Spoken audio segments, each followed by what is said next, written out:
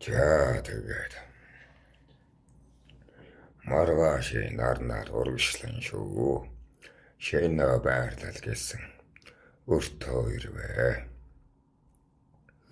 Урд байлдаж байгаа зэргүүд нь зөөдч гсэн тул хойд жигүүрүүд та нөхнөө нүүрэлдэж тулалдсан нүүрэглэн байлдагсдын тоо хагасаас илүү онсон учраас хавчиж байлдаад ороогдсон учраас хэдэнтэй ах минь тэнгэр болж хэдэнтэй ахсын минь тамган залуучуудад шилжиж бидний тоо цөөрсөө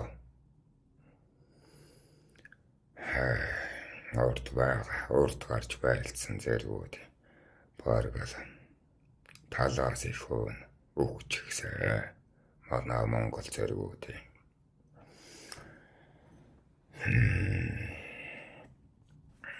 ингээд зүүн жигүүр дээр хуваарлагдсан би хуваарлагддаг юм байна. Тооворт нь та учраас урд тулалдснаа хойно гаргаж хойно байснаа урд гарган шүү дээ. Урд гарахаар зоолттой одоо дайсантай нүд тулна гэхээр л балцан айн шүү дээ. Дахиад давуулгаанууд би тавиад хэрийг ширтэж түгшүүрийг мэдэрч байваа. Илээ тасыг харж эргэлдэх орон зайгаа шинжээд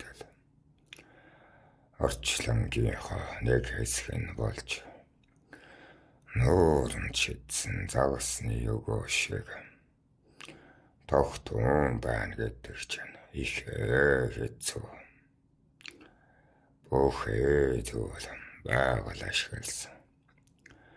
Ундаасал ядрагсад дээр тулгуурласан. Олны эсрэг зөөнхийн тулаан шүү дээ. Эмээс байршил хамгаалал гэдэг маш чухал. Бусдын хэрэгт нь хошуулурч дураар хөдөлж ёор болохгүй. Одоо төлөвлөгөөний дагуу байршилда яс байх ёстой. Таны цэг зэвдэж дайны үеэр тушаал зөрчвөл зэргийн хуулиар шууд цаазаар авахулдаг юм.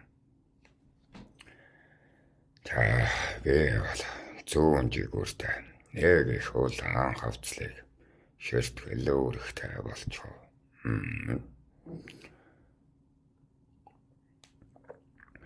Тоос вочигна талх хэллээ шүү. Дөрөвсөн зэр байгаа сайл гэж залбирна. Гэвчэг биш босаа илүү гүн илүү харанхуй хүний хөлд хөдөлдөг тоос байна. Бид нар нэг зэгэлтэй ундуй сундуу газар байсан учраас харваач зуута дэрэсний ард морь хөвтүүлэн нуугдаж текстээд орж ирэхэд нь өндөрлгөөр тосхийг нь зэгцэлвэ. Жимлээд явж байгаа явган зэргүүд ирж байна шүү дээ. Ухаж байна уу? Зуад янаанаас гүгээд явж байгаа гэсэн үг. Энэ удаад бол хүрэн улаан могоотой сүлттэй тугтай явган зэрэг голдуу хүнсээ тайсан ачаатай зам гитэлж байна шүү. Говийн жимээр тэр олон зэрэгчин усныхаа хэмжээгээр тарж бутарч хаад монголоор бэлчээд байгаа шүү дээ. Ойлгож байна уу? Маш олоола хэдэн төмөр ирж байгаа учраас говьд ч одоо баг ус байхгүй учраас усандаа тааруулаад салж ирээд байгаа гэсэн үг. Тэгээд одоо ангайн бүс рүү ороод ирэнгүүт томоохон гол мөрөнтэй болчингууд тэндээ цугларна. Тэр зөрчид зэргүүд бүгд тэр болтол салж явахаас өөр аргагүй. 1000-2000 гэдэл ингээд маш олон салаанууд ирж байгаа юм. Тараад ухаж байна. Тэгээд Монголыг угаасаа гэнтүү довтлох гэж байгаа нь зөрчдийн юм бодлого шүү дээ. Хоошаах үгээд жанжны бодлого. Ер нь тэгж байгаад ус гайгүй болоод өмд илбэг болоод ирэхээр одоо энэ харуулаатын нутаг руу чулуутаар аваачаад бүх зэрэгэ нэгтгэх юм. Одоо тагнуулаас бид мэдээ авчихсан гэсэн үг. Тэгэхгүй бол өнөө мянгатаараа байгаа зэргүүд булаг шандхан төдийдэл мордоо усалж хүнээ ундалж чаддаггүй. Намбаг сав чирлээ гэхэд 3 хоногийн лундыг л авна. Тиймээс маш олон жижиг байдлаар цэргүүдээ салгаж байгаа гэсэн үг. Уснаас хамааралтайгаар салгаад байгаа гэсэн үг. Бид нар тэр цөөхөн болсон хүмүүсийг туугаад яваад байгаа гэсэн үг. Ухаж байна уу? Бэцэг тэгээ уулзахын тулд дараагийн байршил руу явъя гэвэл нэг 4 цаг давхих газарт байгаа. Бид нарыг наатал тэгтэл их тарчсан байгаа юм. Ямар тааж нийлээд Монгол руу дайрахаас өмнө нэг жин цуваа болгоныг нь гэттэж бариад байгаа гэсэн үг. Тэнд тийм нэг жанжинтай одоо хуйлдаж байгаад сүн гэж одоо хуулаас байна. Сүн дүүдийн цэргийн жимдэр нь буюу тэд нарын цэргийн нэгж дээр тавьчихсан. Өөрсдөндөө сүн дүүдийг одоо ашигласан гэсэн. Тэд нар бэдэнлөө ингээд шоу нисэгдэг юм. Тэр жимээр одоо бид очих гэж байгаа шүү гэж ухаж байна. Эмээс нэгдэж цуглахаас өмнө усны жимдэр нь оттож байлдаад байгаа гэсэн үг. Одоо ойлгомжтой болж байна. Цөөнөр олныг барнаа гэдэг чинь усны жимээр удаашарч байхад нь бариад говийн жимээр нь түүгээд байгаа гэсэн үг. Ухаж байна уу? Тэр олон хүмүүнийг бид бол яагаад ч дийлэхгүй шүү дээ. Хэдий бид хүчтэй бяртай байлаа гэд тэднийг ухаанаараа л тавахгүй бол яагаад ч тэр олон том хүмүүнийг зэргүүдийг дийлэхгүй. Тэр энэ цагтаа дэлхийн хамгийн хүчрэх гүрэн байгаа шүү дээ.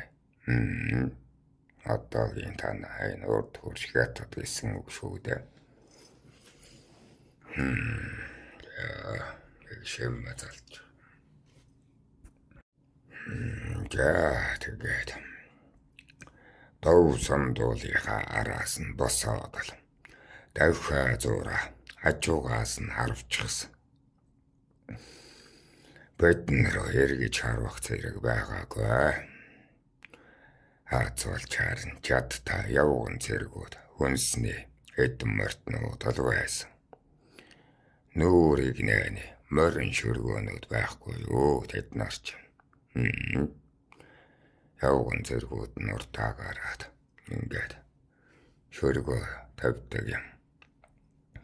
Мортонтой нүүрэлдэж байлдах гэж байгаа зэргүүдтэй учрах нь харваач надад одоо нэн сайн зүйл болж байгаа үсттэй. Бамбайч байхгүй. Ерөнхийдөө туувартны бүлэгтэй тааралцсан гэсэн үг. Хей. За тэгээд л няд талгаа гэдгийг ч хийсэндээ энэ удаата би ганцч Монгол цэргийнхаа амийг нь алдаагүй. Жадчин 12-ийн хэндэн ялалт байх вэ? Энэ учраас бол зөрчдүүдийн талда тун муу хэрэг талбарт нь тийм бид. Эндээс нь бид цөөн хитэн ажилгүймээр чөлөөлөгдөөд зүгтаахыг бол үзээ.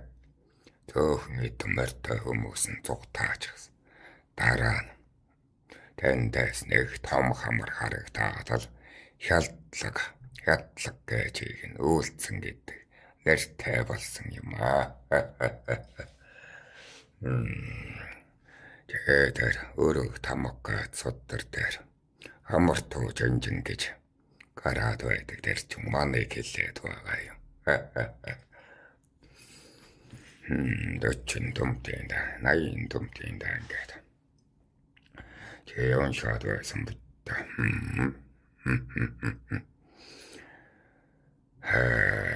Тэр тааснууд мөртөө байснууд нь зогтнаад өөрийнхөө арай ойрхон байгаа өртөө хүрээрүүгээ нийлхээр зогтаан үстэ.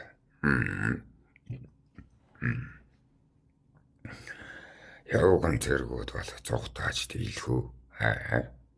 Тэгээд л мөртөө зэргүүдийг нь алдчихгүй юу. Үлдсэнийг нь ядталсан. Тэгээд зогтаасан мөртнүүд очиод нэг том хамар харагдаад л бодныг хятчихлаа гэсэн юм. Яагаад гэвэл тушаал өгч байгаа хүний нүдэнд тусдаг юм аа.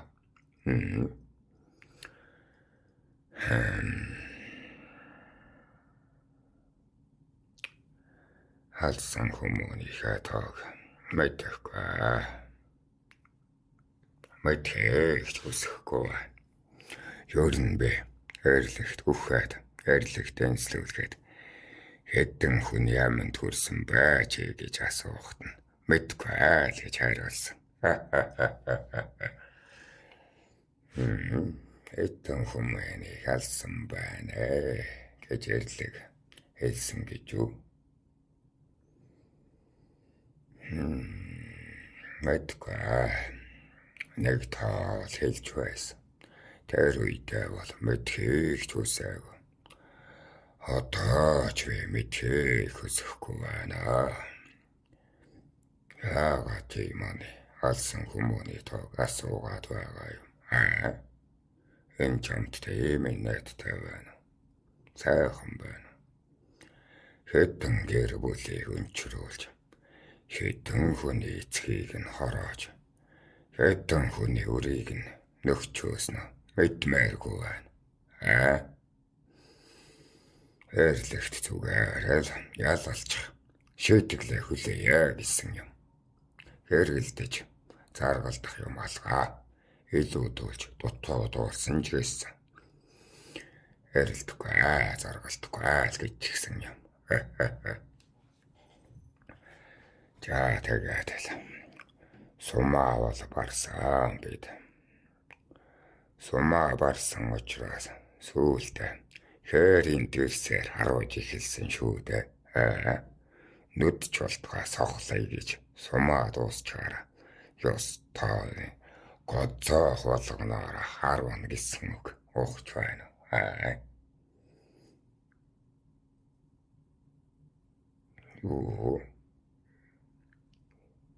Яах юм? Юу гэж очиж сэлэмдэж байдаг юм. Ёстой. Чадчин морны эсрэг дайсан шүү дээ. Хэдий явган ч гэсэн чадтай зэргүүд рүү ойртоод хэрэггүй. Холоос л харуулах хэрэгтэй. Тэмээс л нүдч болтгоо сохлоё гэж хичээсэн юм аа. Ямар хойд зэргүүдтэй очиод сумаа өгч харавч хаад ирий гэх завтал байгаа биш.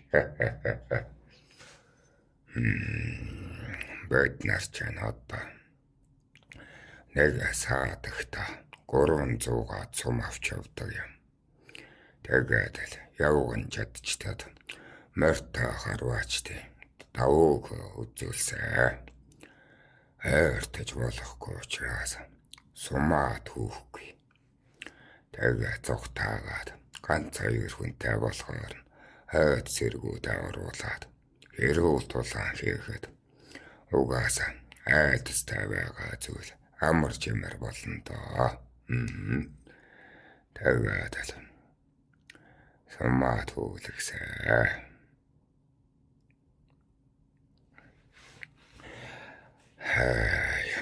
Хаач монголчууд бүгд морьтой юм да. Тэгээд морноос бууж байгаад удал өгснгийг нь чадалж, хэв техникийг нь илрүүлж, амьсгалсныг нь хороож, тэгэх зуураа харваж болох. Юу л байна, тэр болгоныг л түүлгсэн. Одоо их гавьяа байгуулсан хүмүүс чинь өөрсдөө сумаа түүхгүй шүү дээ. Хэрүүл тулаанчдаар түүлгэн шүү дээ. Хэрүүл тулаанч чинь хэвтэж байгаа дайсныг алах үүрэгтэй шүү дээ. Бид тэгээ зуутаараа булан чахаж байгаа л хэргэлд айдал харваад байсан. Зөөхөн үлдэхээр энэ явган хэрүүл тулаанчдаа оруулсан гэсэн үг. Тэгэхгүй бол ингээд цогцснууд нь ингээд овоорч хоод байгаа юм чинь. Овоорсон цогцоороо бамбаа хийгээд ингээд овоолж байгаад хойно нь одоо ингээд нуугдаад байгаа юм чинь. Харуулж болохгүй шүү дээ тэдний чинь. Тэгэнгүүт нь ястаа нөгөө хэрүүл тулаанчд оруулчихсан. Юу хүн байх очоод л ядалчихсан шүү дээ. Чимээ зал.